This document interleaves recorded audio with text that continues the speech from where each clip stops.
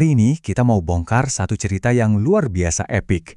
Cerita tentang kebangkitan, kejatuhan, dan kelahiran kembali Banten.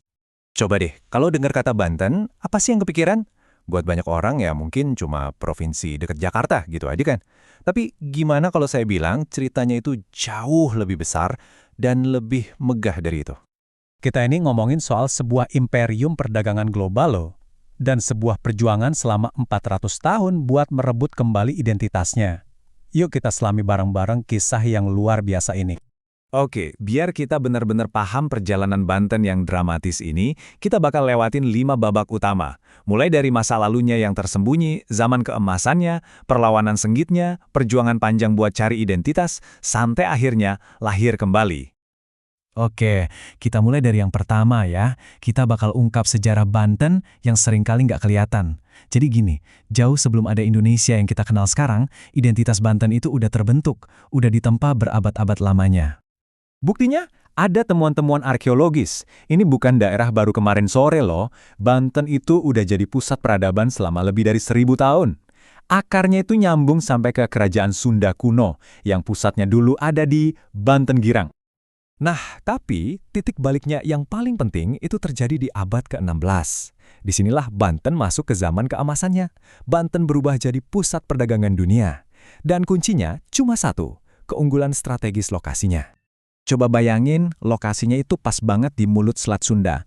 Artinya, Banten itu menguasai jalur pelayaran super vital antara Samudra Hindia dan Laut Cina Selatan.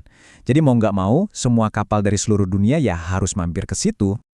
Dan jangan salah, ini bukan sekedar pelabuhan biasa. Banten itu pasar global yang super ramai. Lada, tekstil, keramik, semua diperdagangkan di sini.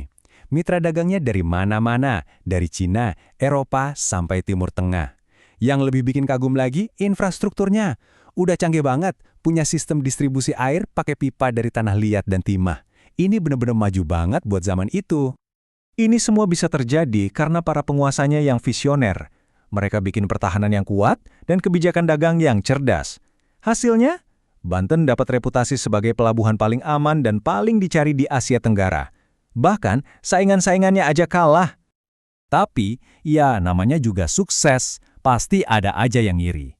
Kemakmuran Banten ini menarik perhatian kekuatan kolonial yang lagi naik daun dan serakah. Siapa lagi kalau bukan VOC, perusahaan Hindia Timur Belanda.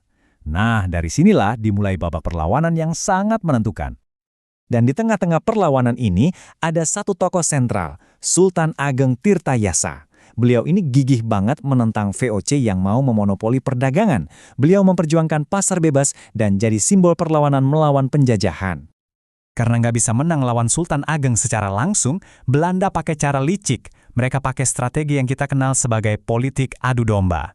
Ini taktik pecah belah klasik, tujuannya buat bikin konflik internal supaya lawannya lemah dari dalam. Dan sayangnya, cara ini berhasil. VOC dengan pintarnya memanipulasi putra Sultan sendiri, Sultan Haji, yang ambisius. Mereka memicu perang saudara yang sangat merusak antara ayah dan anak. Dengan mendukung Sultan Haji, VOC berhasil merekayasa kejatuhan Sultan Ageng. Dan inilah awal dari berakhirnya kedaulatan Banten.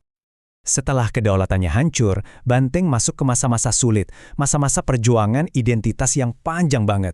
Kejayaan masa lalunya perlahan memudar, sampai puncaknya di tahun 1926. Wilayah Banten secara resmi digabung ke dalam Provinsi Jawa Barat. Status uniknya hilang begitu saja. Nah, selama puluhan tahun jadi bagian dari Jawa Barat, masyarakat Banten merasa makin tersisihkan. Pembangunan mandek, angka kemiskinan tinggi, pendidikannya juga tertinggal. Perasaan diabaikan inilah yang akhirnya memicu keinginan yang kuat buat merebut kembali identitas mereka dan mengatur nasib mereka sendiri. Dan ini bukan keinginan yang muncul tiba-tiba ya. Perjuangan buat jadi provinsi sendiri itu udah kayak api dalam sekam selama lebih dari 50 tahun. Percikan pertamanya itu bahkan udah muncul sejak tahun 1950-an. Sampai akhirnya, sebuah kesempatan emas terbuka. Perubahan politik besar-besaran di tingkat nasional jadi pendorong terakhir yang dibutuhkan Banten. Nah, sekarang, mari kita lihat gimana mimpi panjang ini akhirnya jadi kenyataan.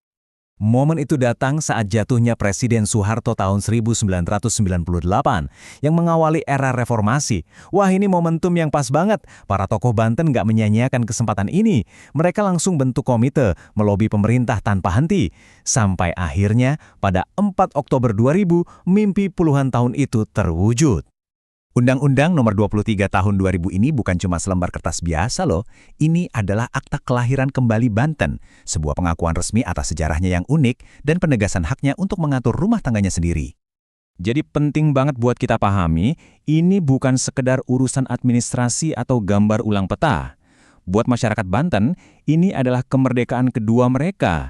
Ini puncak dari perjalanan sejarah yang panjang banget buat merebut kembali status dan identitas yang hilang ratusan tahun lalu. Oke, jadi setelah perjalanan 400 tahun yang luar biasa, Banten berhasil merebut kembali identitasnya. Pertanyaan besarnya sekarang, apa babak selanjutnya? Gimana caranya provinsi ini membangun masa depan yang bisa menandingi kehebatan masa lalunya? Nah, itu pertanyaan yang menarik buat kita renungkan bersama.